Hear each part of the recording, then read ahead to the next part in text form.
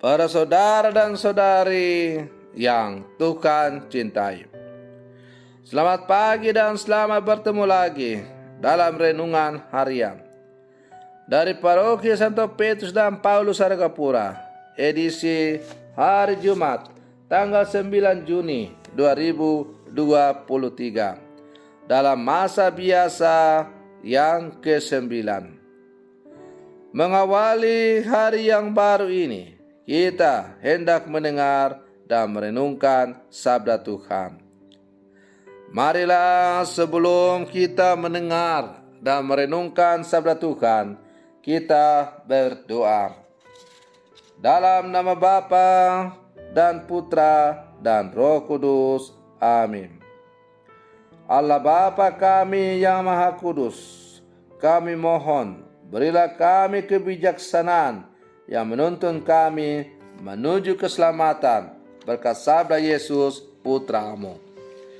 Ajarilah kami beriman dan hidup rukun bersama dengan sesama sebagai saudara. Bersabdalah ya Tuhan, kami siap untuk mendengarkan. Terpujilah Engkau Bapa, Putra dan Roh Kudus, kini dan sepanjang segala masa. Amin.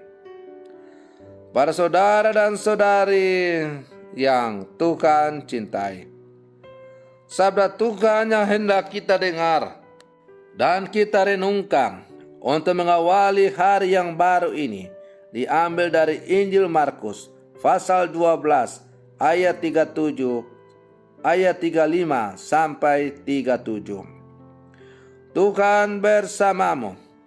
Inilah Injil suci menurut Markus.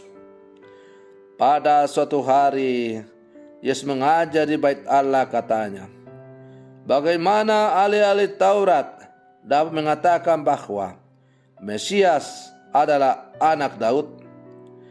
Daud sendiri berkata dengan ilham Roh Kudus, Tuhan telah bersabda kepada Tuanku, duduklah di sisi kananku, sampai musuh-musuhmu kutaruh di bawah kakimu.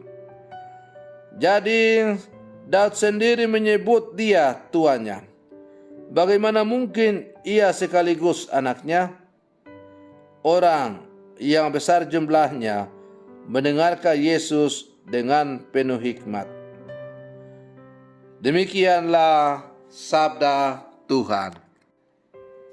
Para saudara dan saudari yang Tuhan cintai, satu saat ada orang bertanya kepada saya, Pastor, apakah gereja setuju dengan praktik donor sperma atau cloning manusia? Setelah merenungkan ajaran gereja tentang hal ini, maka saya menyampaikan pandangan gereja bahwa pada dasarnya gereja tidak setuju dengan praktik donor sperma atau cloning manusia itu. Salah satu alasan gereja tidak setuju pada praktik donor sperma atau cloning manusia ialah soal identitas anak yang akan dilahirkan. Sebagai makhluk sosial, manusia membutuhkan identitas. Identitas bukanlah produk dari usaha seorang individu, sebab identitas mengandaikan pengakuan dari sesama. Seorang individu butuh bahwa eksistensi dan keunikannya diakui oleh yang lain.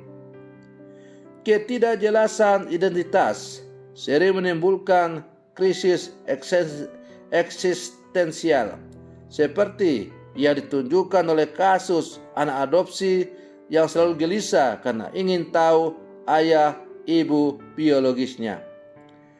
Identitas itu penting, mengingat identitas menegaskan siapa kita dan bahwa keberadaan dan kekhasan kita diakui oleh orang di sekitar kita. Tanpa identitas, orang merasa bukan siapa-siapa. Keberadaannya tidak diperhitungkan. Para saudara dan saudari yang Tuhan cintai.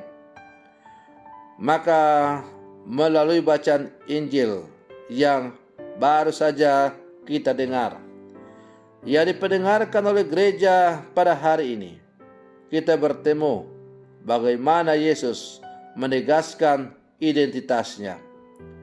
Dia bukan anak Daud, sebab dia lebih besar daripada Daud. Memang Mesias akan lahir dari keturunan Daud, tetapi Mesias itu bukan sekedar keturunan Daud. Dengan begitu, Yesus mau menggarisbawahi bahwa ia datang dari Allah sendiri. Itu berarti orang banyak perlu menyesuaikan hidup dan harapan mereka di hadapan Mesias, anak Allah. Ia datang bukan untuk memulihkan kerajaan Daud, melainkan kerajaan Allah. Dalam arti tertentu, ia memang anak Daud dalam tanda kutip, tetapi sejatinya ia adalah anak Allah. Kita lahir dalam keluarga tertentu, di daerah tertentu, tumbuh dalam budaya tertentu, dan seterusnya. Tetapi pada saat bersamaan, kita juga adalah anak-anak Allah. Berkat pembaptisan, kita menjadi pengikut Kristus dan diadopsi menjadi saudara-saudarinya. Berkat iman akan Yesus, kita adalah anak-anak Allah dan menjadi ahli waris kerajaan Allah. Para saudara dan saudari yang Tuhan cintai, maka pertanyaannya sekarang adalah, sudahkah kita hidup selaras dengan identitas kita sebagai anak-anak Allah? Maka marilah dalam kehidupan kita sehari-hari, kita terus berjuang, memperjuangkan, mewujud nyatakan identitas kita sebagai anak-anak Allah yang telah dipersatukan melalui sakramen pembaptisan. Semoga dengan selalu menghidupi identitas sebagai anak-anak Allah, maka kita semakin menampakkan wajah Allah kepada seluruh dunia. Semoga demikian. Selamat pagi. Tuhan Yesus memberkati.